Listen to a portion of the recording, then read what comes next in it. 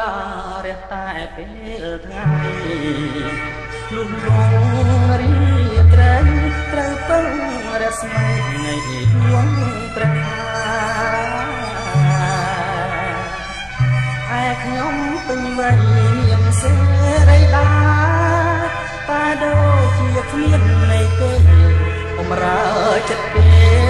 ជាងខ្លួនកើតជាព្រះច័ន្ទមិនស្ដាយរស្មីស្ម័គ្រជួយរីត្រីបំភ្លឺលោកីជួបសែងសូរ្យារៈនៃខ្ញុំរៀងច្បងគ្រួសារមិនថោងពីដួងច័ន្ទថ្លាអូជាវាសនាជួនសាច់ឈាមអាយស្នេហាដូចជាទឹកលើស្លឹកឈូកត្រូវខ្យល់បងបោកខ្ញុំសោកបោកកាយស្ដាយស្លឹកឈូកចេញបងព្រាត់ពីស្រីតែចិត្តមេត្រីព្រលីផែនដីក៏នៅតែស្នេហ៍បើអូនជាបងតាធ្វើយ៉ាងណាមកខាងស្នេហាមកខាងទៀតគ្រួសារដែលត្រូវដោះស្រាយ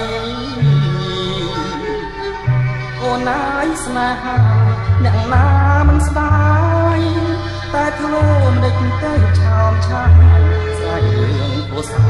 មិនតន់រួចផង